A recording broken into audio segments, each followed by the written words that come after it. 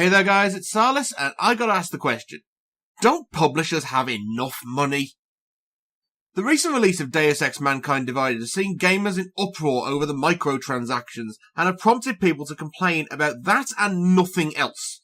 But let's not forget that stuff like this has been happening for years now.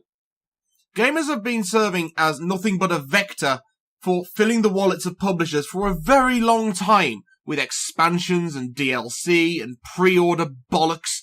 If you take it back far enough, you're going to start to see how publishers have been nickel and diming the living piss out of gamers forever. In fact, let me do just that. And this is probably going to be the only example of one with some redeeming qualities. The year is 1994. The console, the Sega Genesis. The game, Sonic & Knuckles. And while this does function as a standalone game, it has been admitted by Sega as being nothing but the rest of Sonic 3. Long and short of it, Sonic 3 was unfinished on its release, or more likely deliberately released as such, but back then there was no DLC, there was no internet, there were no patches, so the only option Sega had was to release a piggyback cartridge to fill in the blanks. So to truly play Sonic 3, you needed to buy 2 cartridges. And remember I said this was the only one with any redeemable characteristics?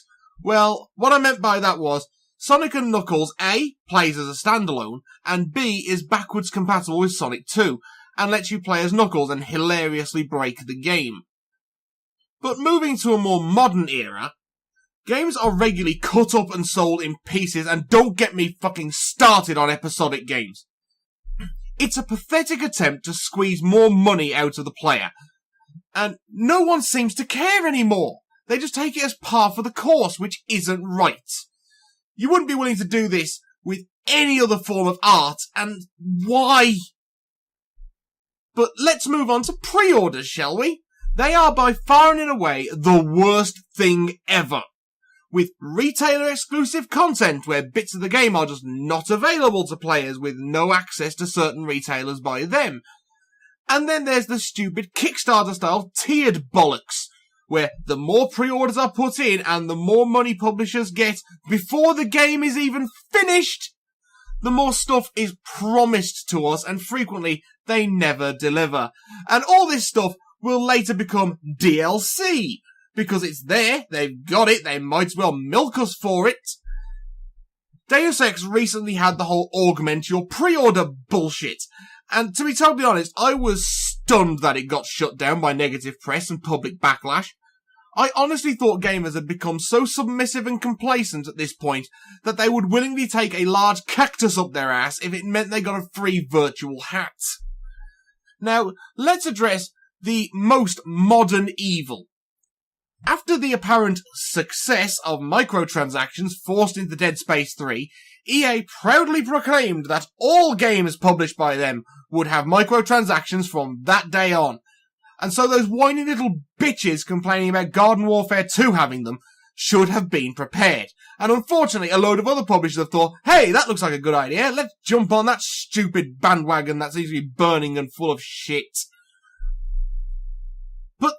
They weren't prepared, and now people shell out $60 for an empty shell of a game, then pay an additional $40 for a season pass so they can get content they probably won't see, because by the time it's been released they'll have beaten the game, and they'll have moved on to the next big thing, and then they'll pay fuck knows how much on their mother's stolen credit card on microtransactions just to fill in the gaps in their games, or in fact, in the case of Deus Ex Mankind Divided, fucking cheat.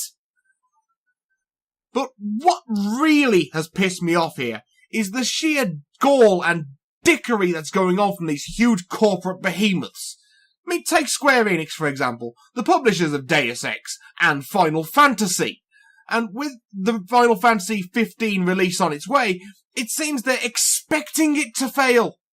And so they have to milk their current big game to save nuts for the long nuclear winter that's coming and that they're afraid of.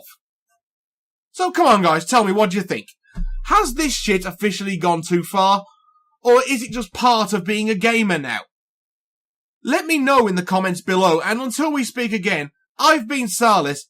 Publishers need to knock this shit off, and I will see you next time.